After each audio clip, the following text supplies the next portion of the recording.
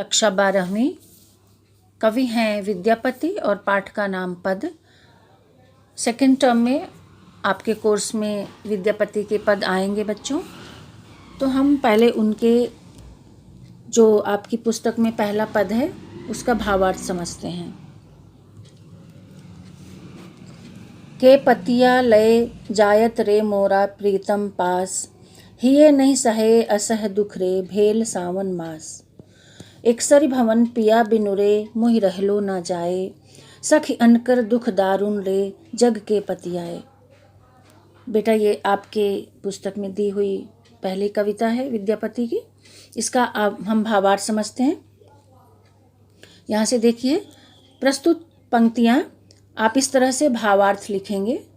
आपके एग्ज़ाम में आता है और अक्सर आता ही है, तो ध्यान से सुनिएगा और इसको बार बार सुनिएगा बच्चों, जिससे कि आपका ये जो पाठ है वो अच्छी तरह से क्लियर हो जाए। तो हमारी पाठ्य पुस्तक में संकलित कविता पद से ली गई है, उद्धृत है। इन पंक्तियों में कवि विद्यापति जी ने नायिका के हृदय की विरह व्यथा को प्रस्तुत किया है। यानी जो नायिका है वो अपने नायक के लिए उदास है और किस तरह से दुखी है उस चीज़ को प्रस्तुत किया है कवि ने। नायक कौन है? श्री कृष्ण जी हैं, जो गोकुल को छोड़ करके मथुरा चले गए हैं। तो अब हम इसके अर्थ को समझते हैं। नायिका अर्थात राधा और गोपियाँ वे कृष्ण के लिए परेशान हैं और कहती हैं कि कोई मेरा पत्र लेकर के उनके पास चला जाए और मेरा संदेश उन तक पहुंचा दे। तो इसके लिए वो कविता है। कह रही हैं कि पतिया लय जायत रे मोरा प्रियतम पास। कोई ऐसा है क्या जो मेरा पत्र, पतिया माने पत्र, कृष्ण के पास ले जाएगा, मेरे प्रियतम के पास ले जाएगा। फिर दूसरी पंक्ति देखिए, हिये नहीं सहये असह दुख रे। हिये माने हृदय और नहीं माने नहीं, सहये माने सहा, असह माने असह्य, दुख रे। अब हमारे हृदय को असह्य दुख हो रहा है और हमसे दुख सहा नहीं जा रहा है। क्यों नहीं सहा जा रहा है? क्योंकि भेल सावन मास, क्योंकि अब तो सावन का महीना भी आ गया है और सावन के महीने में प्रियतम के बिना प्रेयसी का मन बिल्कुल भी नहीं लग रहा है। तीसरी पंक्ति देखिए, एकसरी भवन पिया बिनु रे। पिया के बिना हमारा जो भवन है, जिस महल में गोपी और राधा ये लोग रह रही हैं, वो एकसरी मतलब अकेला उनका जीवन कट नहीं रहा है। और वो कह रही हैं पिया बिनु रे मुहि रहलो न जाए।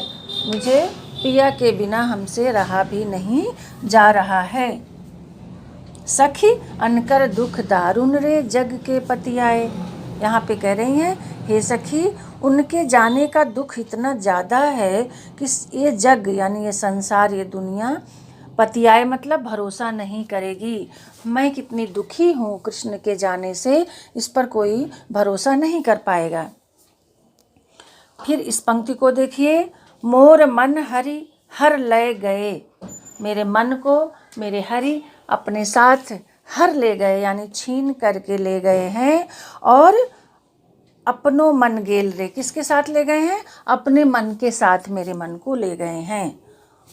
गोकुल तज मधुपर बसरे और कन अपजस लेल। कह रही हैं कि खुद तो गोकुल को छोड़ करके मथुरा में जा कर के बस गए। मधुपुर माने मथुरा, और खुद वहाँ बस गए। और अब हम लोग यहाँ पर अपजस मतलब बदनामी झेल रहे हैं। फिर यहाँ पर आप देखिए विद्यापति कह रहे हैं, अब विद्यापति राधा और गोपियों को समझाते हुए कह रहे हैं कि रे धनी धरु मन आस। धनी माने स्त्री, ये जो धनी है इसका मतलब स्त्री।